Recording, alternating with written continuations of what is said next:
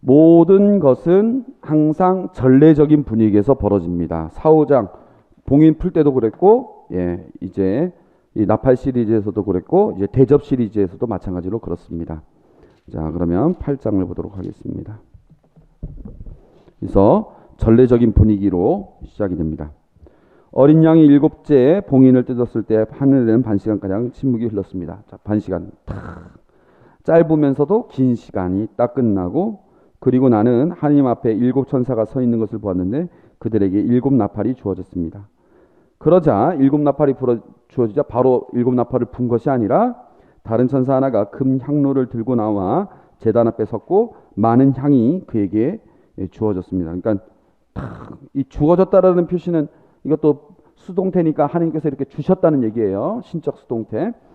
그래서 그 향을 탁 주니까 주고 모든 성도의 기도와 함께 어자 앞 금 제단에 바치라는 것이었습니다. 그래서 이 향을 통해서 하나님께 그 성도들의 기도를 바치는 거죠.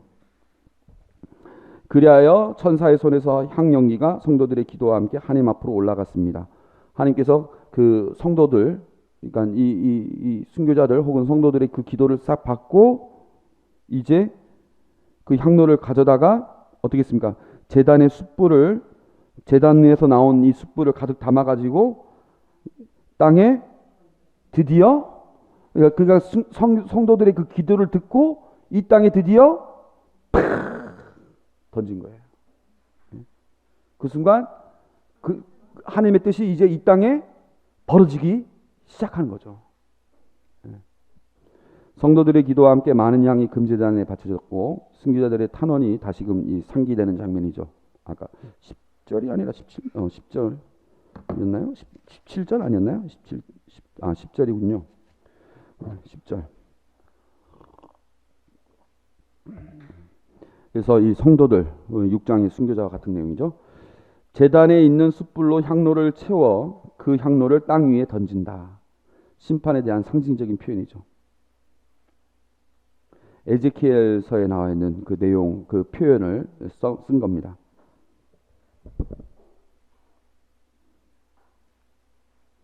천둥, 그러자 천둥, 요란한 소리, 번개, 지진이 일어났습니다. 주님께서 현현하시는 내용. 주님께서 이 세상에 개입하고 있다는 것을 상기시키는 거죠. 사장에서도 나왔던 표현들입니다. 그래서 드디어 네 나팔이 드러나고 5번째, 6번째 나팔이 또 나오기 시작합니다. 자, 첫 번째 나팔부터 이제 보겠습니다. 역시 유인물을 참조하시면서 성서를 읽으시면 되겠습니다. 첫 번째 나팔이 부니까 어떻게 됐습니까? 피가 섞인 우박과 불이 생겨나 땅에 떨어졌습니다. 그리하여 땅에 3분의 1이 타고 나무에 3분의 1이 타고 푸른 풀이 다 타버렸습니다. 그래서 우박과 불, 땅과 나무에 3분의 1이 타 없어진 내용. 이것의 배경은 탈출기 7번째 재앙입니다. 나중에 설명을 하겠습니다. 이것과 비슷한 부분이 있어요. 두 번째는 보겠습니다. 나팔을 불자 불타는 큰 산과 같은 것이 바다에 던져졌습니다. 그래서 바다의 3분의 1이 피가 되고 생명이 있는 바다 피조물의 3분의 1이 죽고 배들의 3분의 1이 부서졌습니다. 그래서 바다와 바다 피조물의 3분의 1이 피가 되고 죽거나 부서진다. 이거는 첫 번째 재앙, 탈출기의 첫 번째 재앙이 배경이 되고 있습니다. 세 번째 나팔. 횃불처럼 타는 큰 별이 하늘에서 떨어져 강들의 3분의 1과 샘들을 덮쳤습니다. 그 별의 이름은 쓴 흰쑥. 말쑥이도 아니고 애쑥이도 아니고 쓴 흰쑥이였습니다. 그래야 물의 3분의 1이 쓴 흰쑥이 되어 많은 사람들이 그 물을 마시고 죽었습니다. 쓴물이 되어버렸기 때문입니다. 이것도 첫 번째 재앙하고 비슷합니다. 아무튼 이번엔 강과 샘물이었습니다. 넷째 천사가 나팔을 불자 해, 달, 별들의 3분의 1이 타격을 받아 그것들의 3분의 1이 어두워졌습니다. 그래서 낮에 3분의 1이 빛을 잃고 밤의 3분의 1도 그렇게 더 어두워져 버렸죠. 이거는 9번째 재앙하고 비슷합니다. 자, 그 다음에 삽입이 또 들어갔죠. 나는 독수리 한 마리가 하늘 높이 나는 것을 보고 그것이 큰 소리로 말하는 것을 들었습니다. 불행하여라 불행하여라 불행하여라 땅의 주민들, 아직도 새 천사가 불려고 하는 나팔 소리가 있다. 그 다음에 내용이 막 기니까 다 안 읽겠습니다. 화면을 보시면 되겠습니다. 이제 그래서 5번째 나팔 내용은 지하 구렁에서 연기와 함께 메뚜기가 나타났는데, 이 메뚜기는 전갈, 스콜피온 같은 메뚜기인데 5달 동안 사람들을 괴롭히는 내용입니다. 이 내용은 탈출기의 8번째 재앙과 비슷합니다. 그리고 이 전에 그 다음에 6번째, 그 다음에 유프라테스 강에 천사가 이렇게 묶여 있었는데 그 천사를 딱 푸니까 이제 2억의 기병대가 나타나가지고 3분의 1의 사람들을 죽입니다. 그러나 이들은 회개하지 않는다는 내용이 나옵니다. 7번째 나팔은 하느님을 찬미하는 내용과 하느님의 응답입니다. 그런데 넷째 나팔이 지나고 난 다음에 독수리가 등장해가지고 계속되는 심판을 예고하고, 6번째 나팔 다음에 요한에게 다시 증언을 해야 된다는 소명과 두 증인 이야기가 나옵니다. 자, 그러면 앞에 네 나팔을 우리가 이미 읽어봤어요. 자, 첫 번째 나팔, 우박과 불이 땅과 나무의 3분의 1을 타 없어지겠죠. 우박인데 우박은 우박인데 불하고 떨어지는 우박이니까 막 불우박 같은 그런 것이 하늘에서 확 떨어지니까 이제 3분의 1이 타 없어졌어요. 탈출기의 7번째 재앙과 비슷하다고 제가 말씀드렸습니다. 이게 또 어떤 사람들은 이걸 뭐 어떻게 해석하냐면은 막 여러분들 CNN 뉴스 같은 거 보면은 막 미사일이 막 쭉 하면 막 미사일이 확 떨어지는 거 있죠. 이게 불우박이다. 뭐 이런 식으로 해석을 합니다.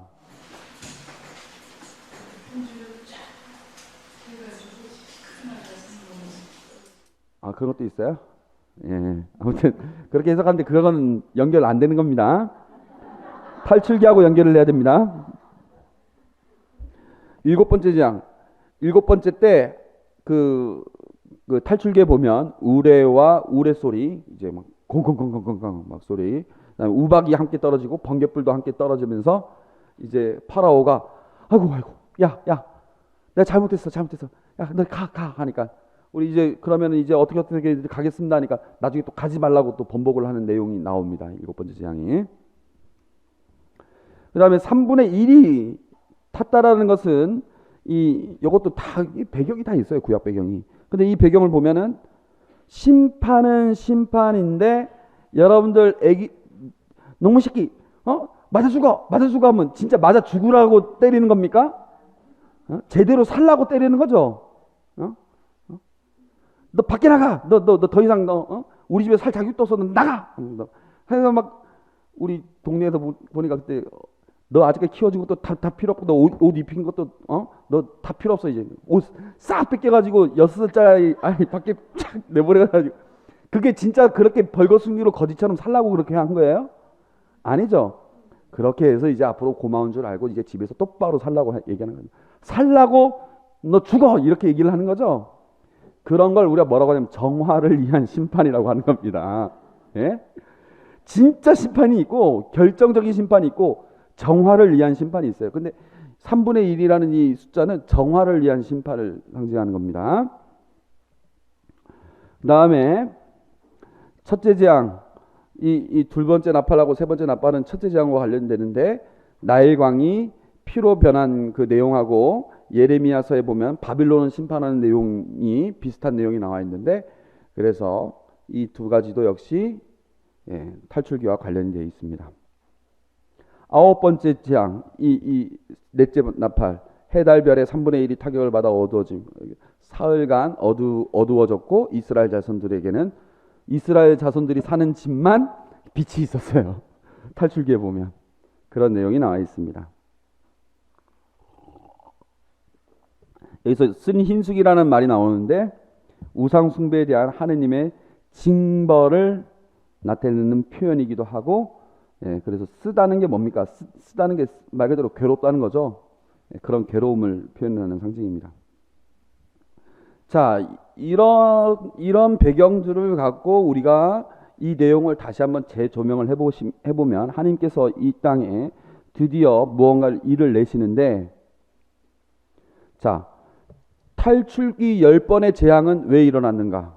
답은 답을 보여드리기 전에, 탈출기에서 모세가 이제 파라오 앞에서 10가지 재앙을 보여주죠. 왜 보여준 거예요, 그거? 예? 파라오가 맨 처음에 가가지고 우리 이스라엘 사람들은 하나님을 섬기는 사람입니다. 우리 하나님 섬기러 나가겠습니다. 이제 이집트에서 나가가지고 살겠습니다. 그러니까 말이 되는 얘기를 해야지. 나가지 못해. 장난치고 있어. 아, 우리 하나님 믿는 사람이니까. 그게 누군데? 이랬거든요. 누군데? 나 듣도 보지도 못했는데.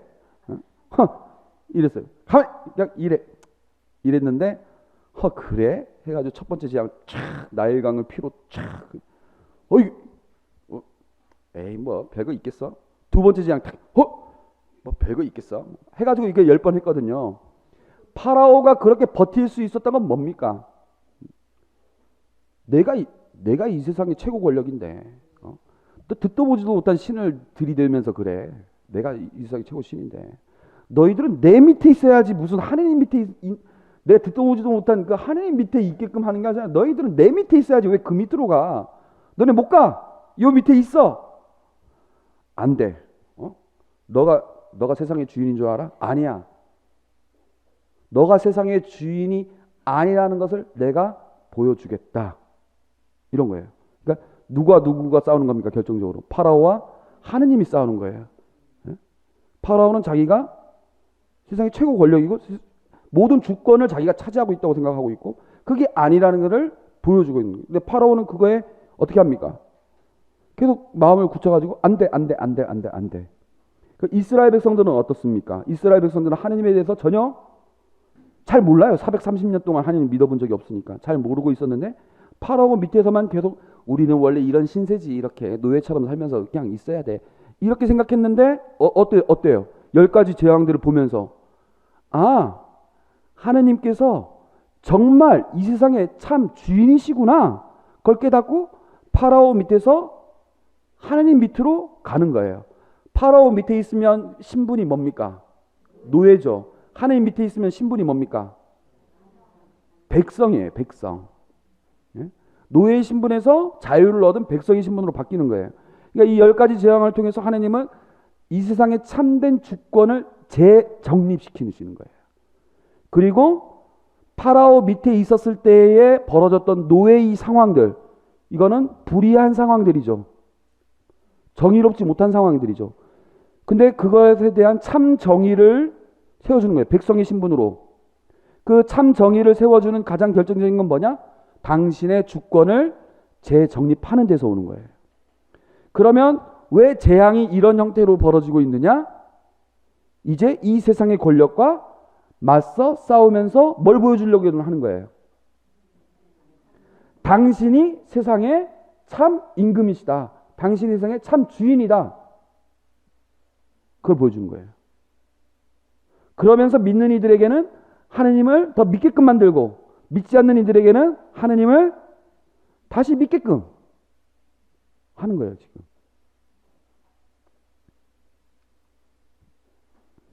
자, 여러분들이 한번 읽겠습니다. 탈출기의 10번의 재앙은 왜 일어났는가? 자,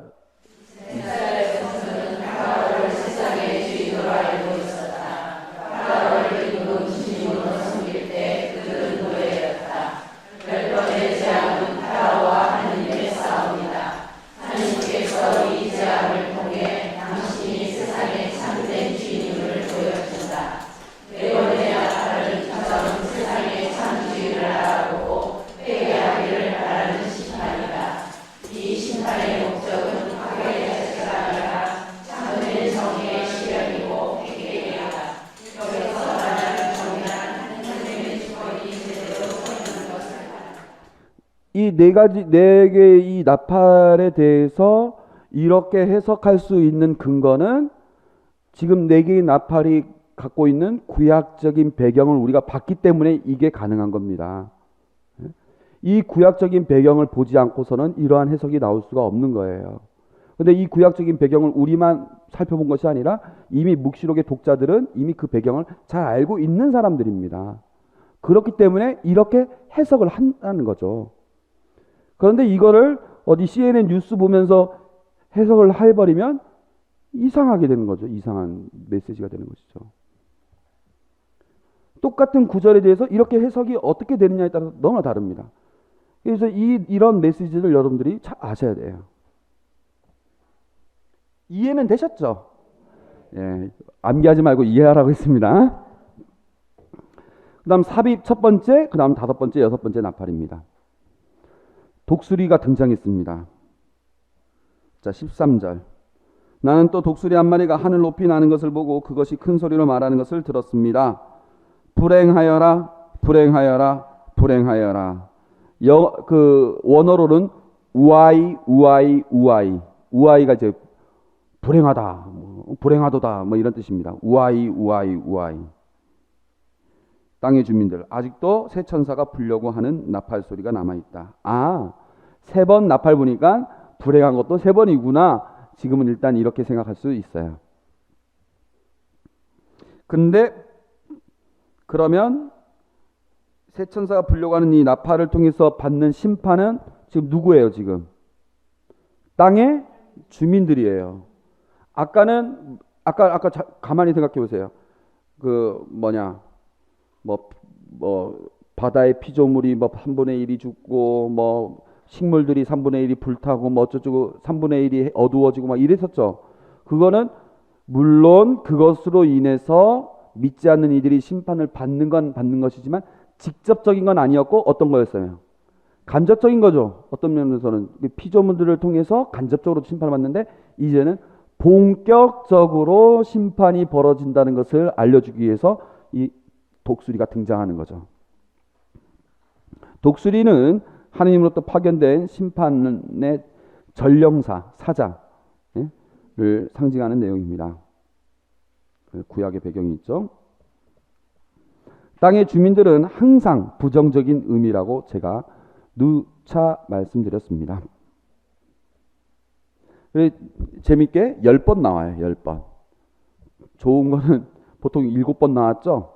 여긴 10번 나왔어요. 10번. 세상을 또 상징하는 것이기도 하고. 세 번의 불행, 우아이라고 말하는데 이거는 새 나팔과 연관되어 있습니다. 그래서 자연계를 통한 간접 심판에서 직접 땅의 주민들을 향한 심판으로 바뀌고 있음을 보여줍니다. 우아이 하면은 이제 독수리는 소리를 어떻게 낼까요? 비둘기는 확실히 구구구구 하죠. 독수리도 비슷하지 않을까요? 와 이렇게 했죠. 예. 그럼 이제 우아이 이거를 이용하는 거예요. 또 그 우아이라는 그 단어랑 독수리가 실제 우는 소리랑 이제 약간 연결시키는 거죠. 언어 유희라고 말씀드릴 수 있겠죠. 이제 다섯 번째 나팔. 다섯 번째 나팔은 여덟 번째 탈출기 제왕과 비슷한데요. 이게 재밌어요. 재밌다고 말하기는 좀 그렇죠. 그래도 이 심판인데. 자, 다섯 번째 나팔과 여섯 번째 나팔이 연이어서 이루어지는데 이게 서로 병행이 됩니다. 자, 다섯 번째 나팔은 땅으로 떨어진 별이 하늘에서 이제 땅으로 별이 하나가 이미 떨어져 있는데 그 별이 지하로 내려가는 구렁이라고 하면은 입구를 말하는 겁니다. 지하의 입구. 우물이라고도 그 번역이 되어 있는 기도 아니 우물이라고도 그 쓰이기도 하는 단어인데 아무튼 입구 지하의 입구를 열어서 그 열쇠를 받거든요. 그 열쇠를 통해서 구렁을 열어서 연기와 함께 메뚜기들이 출현을 합니다. 그렇게 출현한 이유는 다섯 달 동안 인장이 찍히지 않은 사람들을 괴롭히기 위한 것입니다. 예. 그 다음에 이 메뚜기의 모습은 아주 파괴적이고 공격적이고 악마적입니다. 7절에서 11절을 제가 얼른 읽어보면 정말 기가 막히고 코가 막히게 생겼어요. 그 메뚜기들의 모습은 전투 준비를 갖춘 말들과 같았는데 머리에는 금과 같은 것이 쓰고 있었고 메뚜기가 말과 같이 생겼대요. 네, 머리에는 금관을 쓰고 있었고 얼굴은 사람 얼굴이고 머리털은 여자의 머리털 같았으며 그러니까 긴 머리를 상징, 긴 머리를 막 풀어헤친 거예요. 그러니까 이게 꼭 여자라기보다는 여기도 짧은 머리만 긴 머리를 상징합니다. 막 풀어헤친. 이빨은 사자 이빨 같았습니다. 갑옷도 입었습니다. 메뚜기가 새갑옷 같았고 날개 소리는 싸움터로 내갖는 수많은 전투 마차들의 소리 같았습니다. 그 다음에 꼬리마다 침을 갖고 있었는데 이 꼬리에 5살 동안 사람들을 해칠 권한이 있었습니다. 예. 그러니까 6절 보면은 그 기간에 사람들은 죽음을 찾지만 찾아내지 못하고 죽기를 바라지만 죽음이 그들을 피해 달아날 것입니다. 그러니까 오히려 죽지 못해서 괴로움만 당하고 있는 모습. 그러면서 평가가 뭐라고 나와 있냐면은 첫째 불행이 지나갔습니다. 그러나 아직도 2가지 불행이 더 닥칠 것입니다. 이렇게 나와 있어요. 이렇게 메뚜기들이 출현해서 고통이 주어졌고 이 땅의 주민들에게.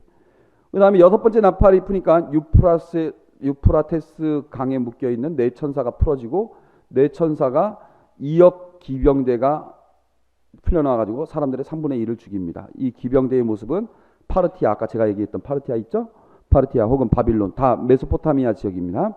바빌론 이후에 파르티아 제국이 나왔는데 이렇게 나와 있습니다. 그리고 결론은 회개하지 않는. 그러니까 이렇게 재앙의 본질 딱 1절에서 3절, 13에서 14절. 재앙의 목적 4절에서 6절, 15에서 16절. 묘사 7에서 11절, 17에서 19절. 평가 나와 있어요. 병행이 되어 있어요. 중요한 건 뭐냐? 하늘에서 어떠한 조치를 취해 가지고 하느님의 어떤 존재들이 하나님의 도구가 되어서 이들을 괴롭힌다. 뭐 이런 내용입니다.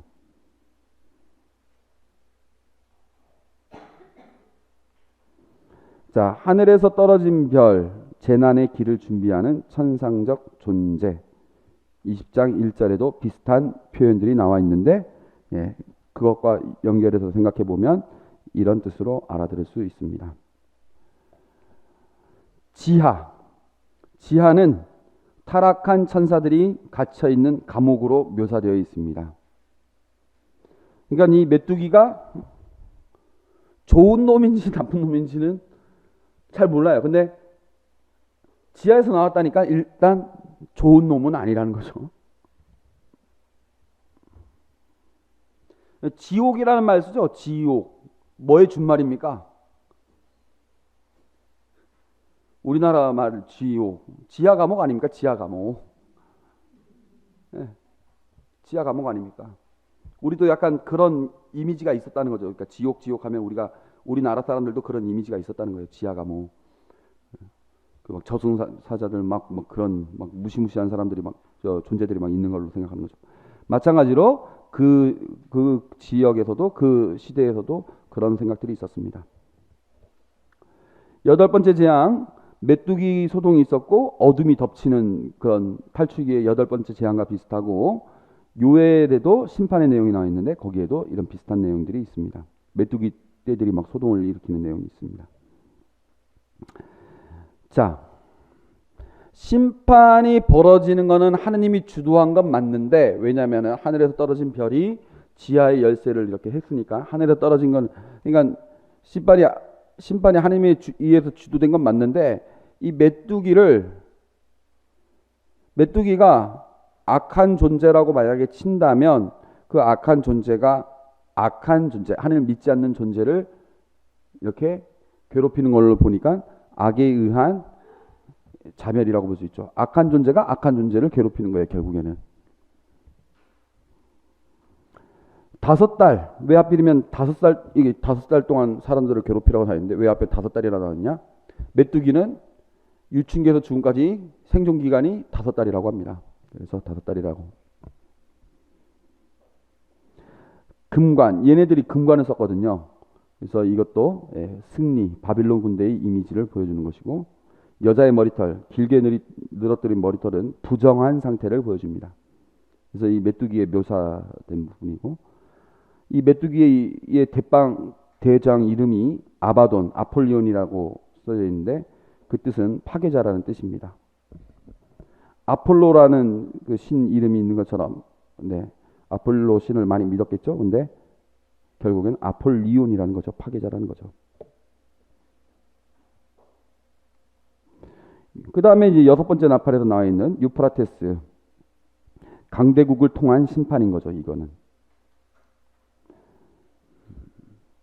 이제 파르티아 제국의 이미지를 2억에 김영되는 이 파르티아 제국의 이미지를 보여줍니다. 아까도 말씀드렸지만 로마 제국을 침공하여 치명적인 피해를 입었기 때문에 로마 제국에 사는 사람들은 파르티아만 항상 무섭게만 생각했었던 TV입니다. 이 해와 이 달과 이 날과 이 시간을 위하여 준비하고 있었던 그 네 천사가 풀어났습니다. 그러면서 이제 그 말들과 함께 나타난 것이죠. 예, 이 기병대에 대한 묘사들은 파르티아 군대의 이미지들입니다. 파르티아 거기 그 지역 지도로 보여줬어야 되는데 생략하고, 예, 뱀과 같은 꼬리, 악마적인 특성. 역시 심판이 악에 의해서 자멸하는 특성을 보여줍니다. 왜냐? 이 하나님을 믿지 않는 이들이 결국에는 이러한 악마적인 특성을 갖고 있는 이들에 의해서 자멸하는 모습을 보여주고 있는 것이죠. 자, 그 다음에 여러분들 9장 20절 보십시오.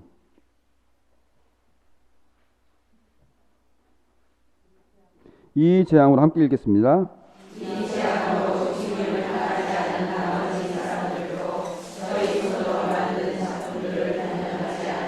자, 저희 손으로 만든 작품들이라고 하면은 우상들을 말하는 겁니다. 우상들, 목상, 석상, 이런 것들을 말하는 거예요. 그 다음에 계속 읽어볼까요?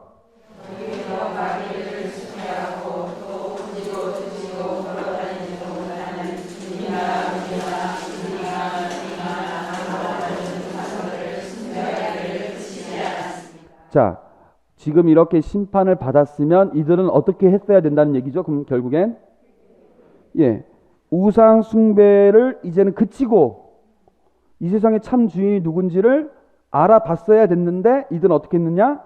알아보지 못했다는 거예요. 계속 읽어볼까요?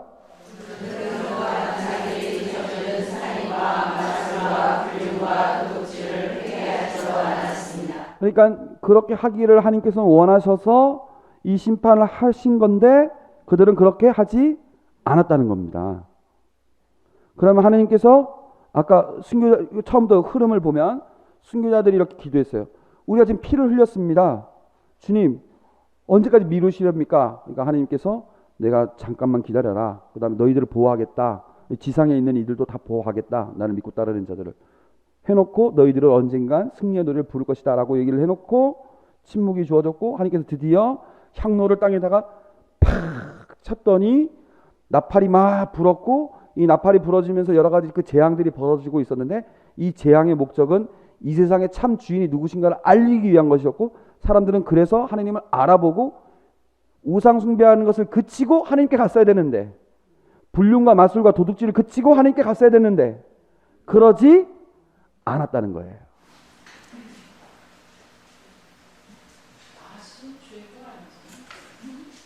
마술쇼 이거는 죄가 아니죠. 예. 근데 옛날 마술사는 그런 게 아니거든요. 항상 마술은 항상 미신과 연결이 되어 있었습니다. 마술은 항상 미신과 연결되어 있었습니다. 그래서 성서에서 특히 마술사라고 하면은 우상 숭배하는 이들이 마술사입니다. 마술사. 예. 지금은 마술은 이제 예술이죠. 기술이죠. 근데 옛날에는 마술이 자 너희들 나를 믿고 따르지 않으면 아니면 내가 믿고 있는 이 신을 믿고 따르지 않으면 너희들은 큰일 날 줄 알아. 자, 팍! 촥! 하면 이제 지팡이가 이제 뱀으로 싹 바뀌는 거죠. 아유, 믿어야 되겠구나. 이런 식으로 했었다는 거죠. 이 약을 먹어봐. 이 약을 먹으면 뭐 투명 인간이 되고 어쩌고 뭐 이런 게 다 뭡니까? 일단 우상숭배게끔 하는 거랑 연결이 되게 해서 마술이 발전된 거거든요. 그래서 마술이라는 표현은 성서에서는 부정적인 표현입니다. 아무튼 이렇게 회개하기를 바라면서 하셨는데 어떻게 됐어요? 회개하지 않았던. 하느님의 뜻은 하느님의 이름이 제가 그때 말한 주님의 기도처럼 하늘에 계신 우리 아버지, 아버지의 이름이 거룩히 빛나시고 이 땅에서 아버지의 나라가 오시고 아버지의 나라가 온다는 게 뭡니까? 하나님께서 이곳에 주권을 차지하시고 아버지의 뜻이 하늘에서와 같이 땅에서도 이루어지소서. 그렇게 하기 위해서 하나님께서 펼치셨고 그 내용은 하나님 믿고 따르는 이들은 하나님을 더욱더 참되게 믿고 믿지 않는 이들도 회개하기를 바라는 뜻에서 하셨는데 그들은 회개하지 않았다는 게 6번째 나팔까지의 결론입니다. 그럼 이게 단순한 복수입니까? 단순한 복수는 아니에요. 너네 나를 믿고 있는 이들을 너네가 괴롭혀? 이놈의 새끼들 그냥 팍 해가지고 너네 다 죽을 줄 알아. 완전히 죽여 없애기 위해서 하나님께서 하시는 건 아니고, 그렇죠. 정화를 위한 심판이었죠. 그러면서 회개하기를 바랬는데 이들은 그렇게 하지 않았다는 거예요. 하느님은 악의 세력 앞에서 무엇을 하시는가? 거룩하고 참되신 주님, 저희가 흘린 피에 대하여 땅의 주민들을 심판하고 복수하시는 것을 언제까지 미루시렵니까? 자, 만약에 이들이 이 죽은 이들이 우리 이 교회 이 신자들이 막 잘못하고 막 죄를 짓고 오히려 그 그리스도교 신자들이 로마 제국 사람들보다 더 적극적으로 우상 숭배하고 황제 숭배하고 온갖 잘못을 저질렀으면, 자기네가 만약에 죽었다 그랬으면 아이고 우리가 죄가 많아가지고 하나님께서 우리를 심판하셨구나 이렇게라도 생각했을 텐데, 그러니까 불성실한 신앙을 했으면 박해받는 것이 하나님의 심판이었구나 이런 식으로 생각했을 텐데, 이거는 우리는 똑바로 살았는데도 불구하고 왜 하나님이 왜 이렇게 놔뒀을까에 대한 의문이었던 거죠. 하나님이 과연 이 세상의 통치자인가? 통치자면 왜 이렇게 가만 놔두셨는가에 대해서, 하나님 이 세상 통치자라면 왜 신앙인들이 박해로 고통을 당해야 되는가에 대해서 응답한 내용이 나팔 시리즈입니다. 자, 이제부터 여러분들이 함께 읽겠습니다. 시작.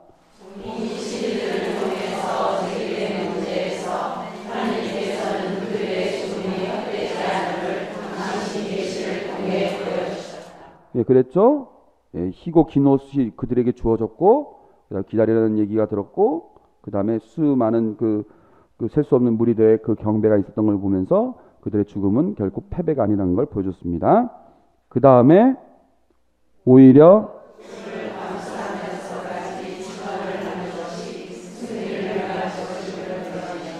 예, 그렇게 했습니다. 봉인실을 통해서. 그 다음에 이제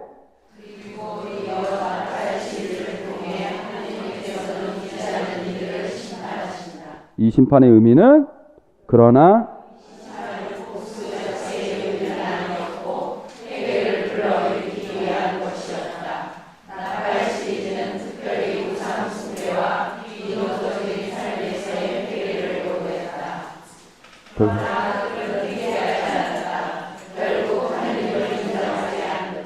하나님이 이 세상의 참된 주인임을 인정하지 않은 것이죠.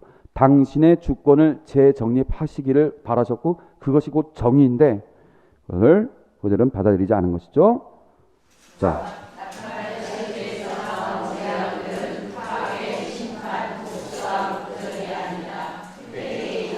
예. 또한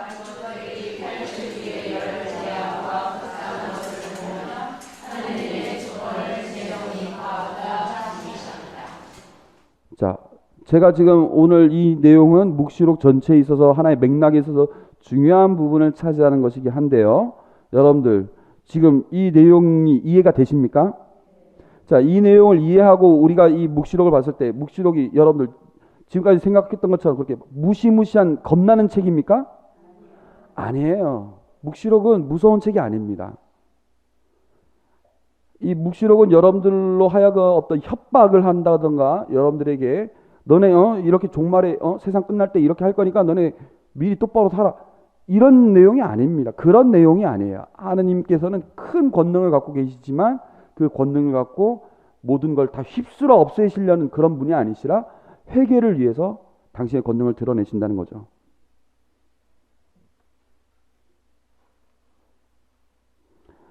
자, 지금 우리 일곱 번째 나팔을 보진 않았습니다. 일곱 번째 나팔은 이제 막 승리의 창가를 부르는 내용입니다. 근데 그 전에 두 증인이 10장하고 11장이 삽입입니다. 그죠? 10장은 제목이 뭡니까? 천사가 이 요한 보고 작은 두루마리를 하나 딱 펴들고 너 이거 먹어 하니까 딱 먹습니까? 먹으니까 이제 속이 어떻게 됩니까?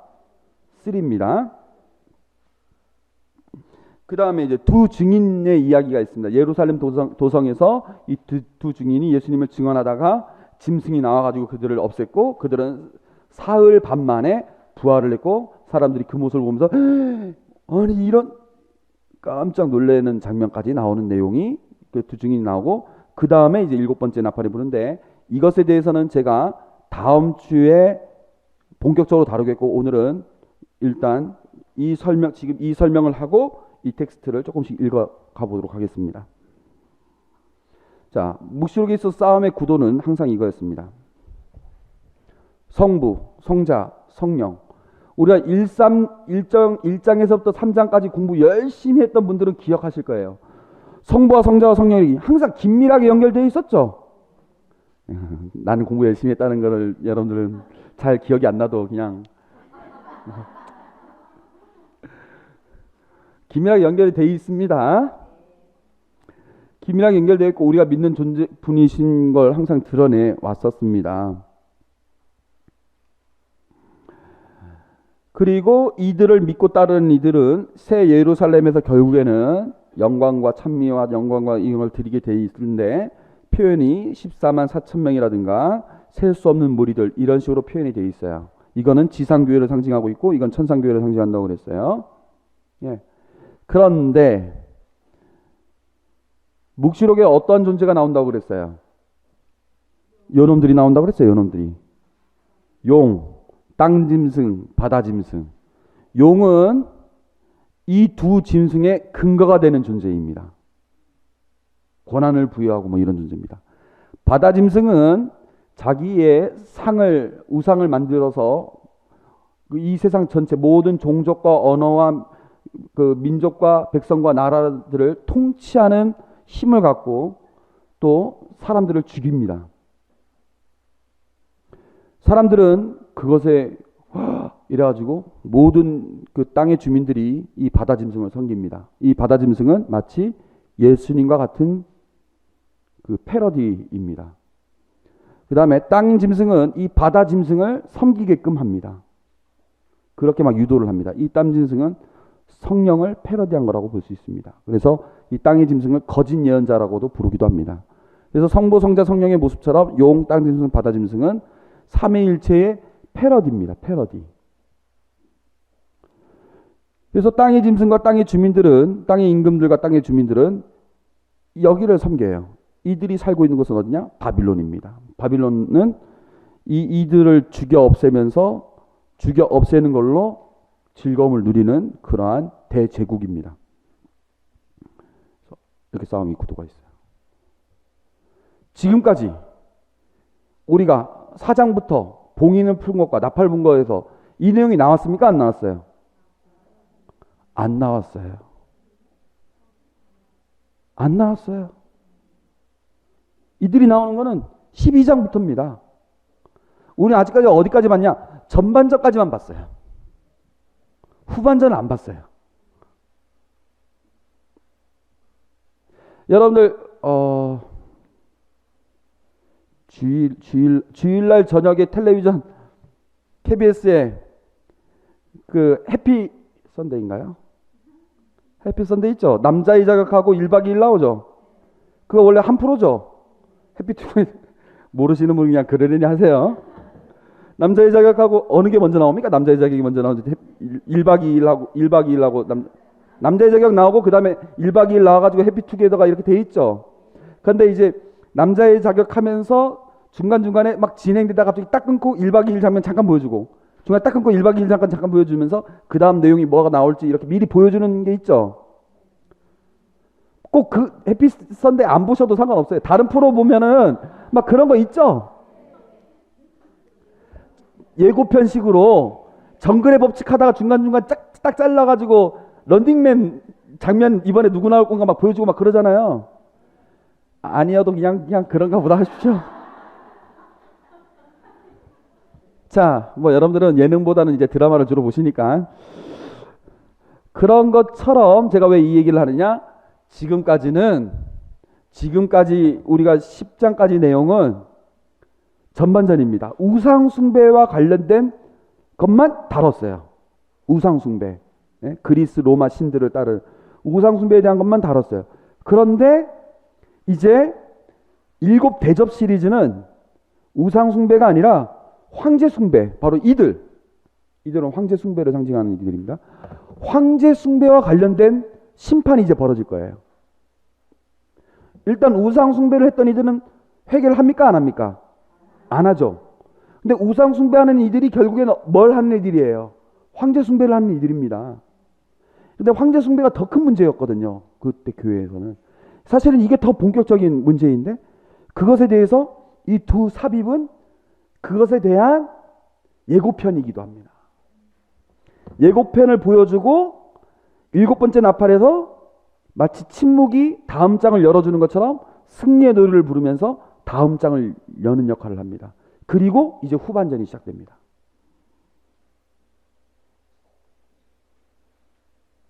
하나님께서는 우상 숭배에 회개하지 않는 이들과 더불어 황제 숭배에 대한 심판을 원하신다.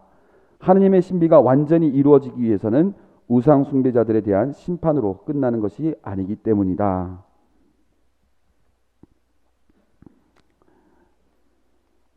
자, 그래서 그냥 끝낼까요? 아니면 조금 볼까요?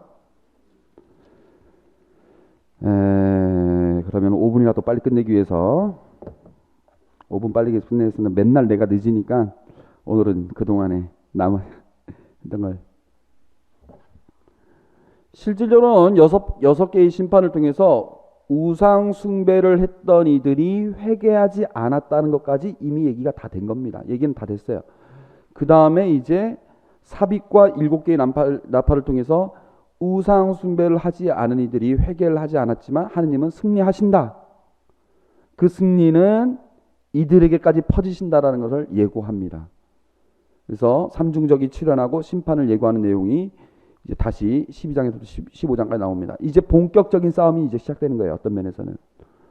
그래서 이 12장과 15장의 내용은 본격적인 싸움에 앞서서 홍코너와 청코너를 소개하는 내용입니다. 홍코너 얘네들, 청코너 아까 제가 얘기했던 하나님 믿고 따르는 이들 예고하고 16장에서 이들에 대한 심판이 벌어집니다. 그러면 얘네들에 대한 심판도 맞아 죽으라고 너네 없어지라고 이래서 하는 심판일까요? 여기 보면 알겠죠. 대강 보면 이것도 회개를 위한 심판이었습니다. 그러니까 이들이 회개를 할까요? 안 할까요? 안 하겠죠. 그럼 이제 어떻게 되느냐? 그건 이제 17장부터 나오는 겁니다. 17장부터 20장까지. 그 다음에 21장 나오고. 그래서 이게 전체적인 묵시록의 흐름입니다.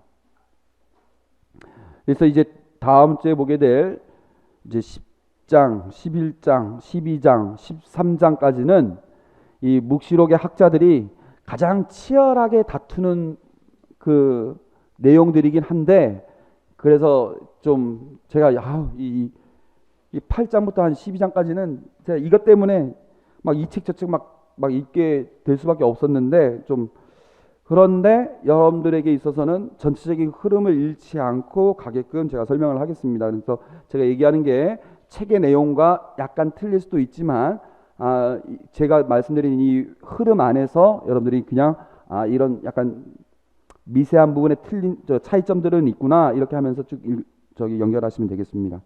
그래서 제가 그 9, 10, 11, 12 이거 다음 주에 아니다. 90, 11, 10, 11, 12, 13까지 다음 주에 나가겠습니다. 13까지. 예, 수고하셨습니다.